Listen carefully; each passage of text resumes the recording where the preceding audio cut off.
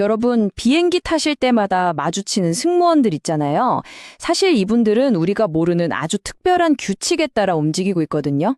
우리가 보는 안전카드, 그 너머에 있는 그들만의 비밀 매뉴얼. 오늘 바로 그 숨겨진 세계를 한번 들여다보겠습니다. 네, 이거 정말 익숙한 그림이죠. 좌석 주머니에 항상 꽂혀 있는 바로 그 안전수칙 카드. 이륙하기 전에 한 번쯤은 다들 보셨을 거예요. 자, 그런데 우리가 이 카드를 들여다보는 그 순간에 승무원들은 과연 어떤 규칙서를 따르고 있을까요? 그들의 매뉴얼에는 도대체 어떤 내용이 들어있을까요? 그게 바로 이 운항 매뉴얼이라는 건데요.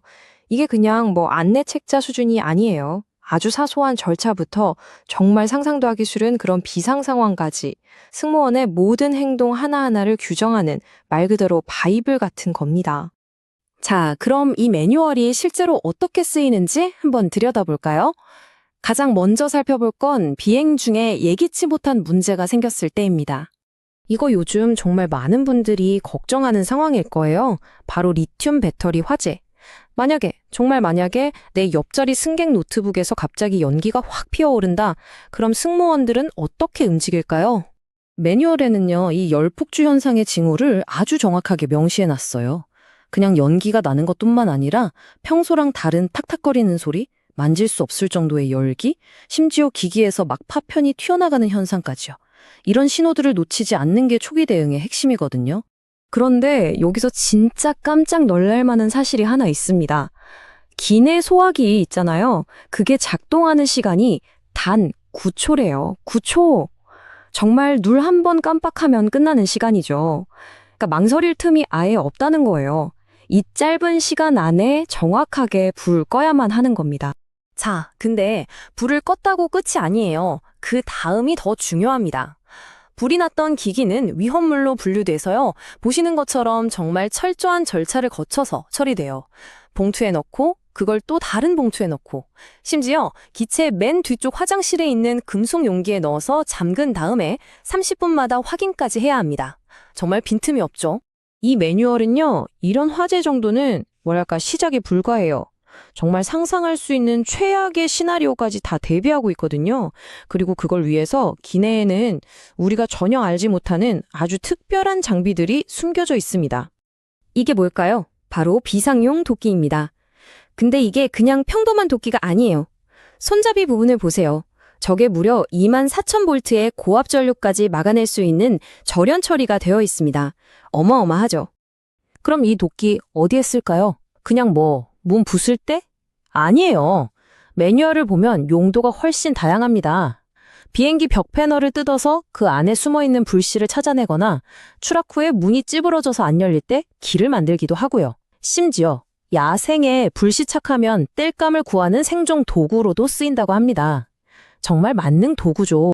그리고 이건 확성기랑 비상 손전등인데요. 만약에 기내 방송 시스템이 먹통이 되고 조명까지 다 나가버린 그런 아베규환 속에서 승무원들은 바로 이 장비들을 가지고 승객들을 안전하게 이끌어야 하는 거죠.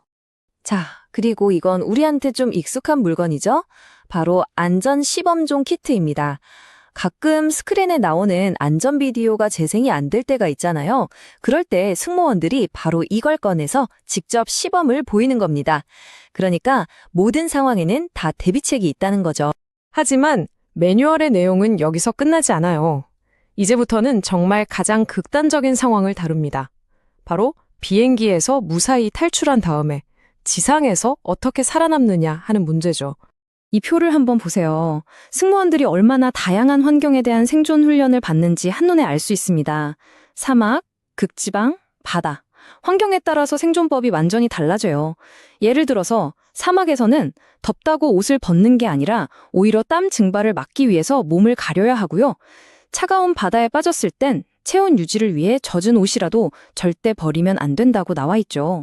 그리고 매뉴얼은 때로는 아주 냉정한 현실을 알려주기도 합니다.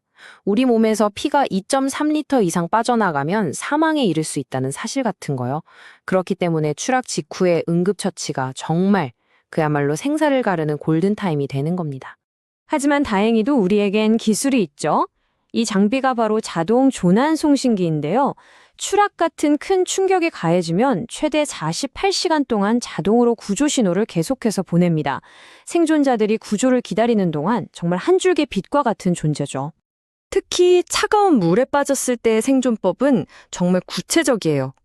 여러 사람이 함께 있을 때는 허들 자세라고 해서 서로 꼭 껴안고 체온을 나누면서 버티고요.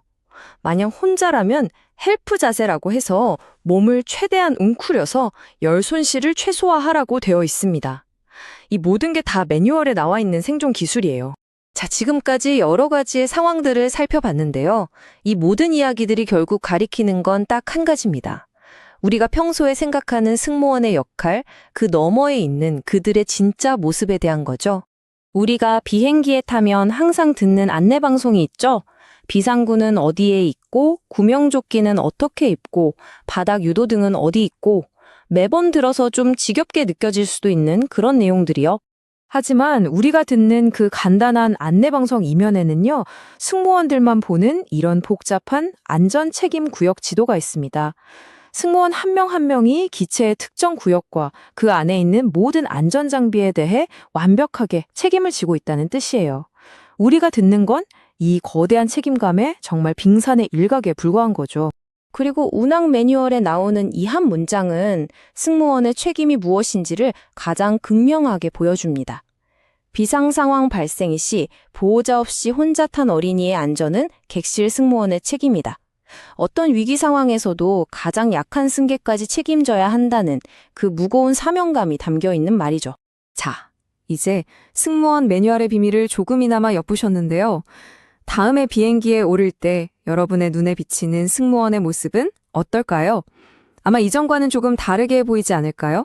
단순한 서비스 직원이 아니라 내 안전을 책임지는 든든한 전문가로 말이죠.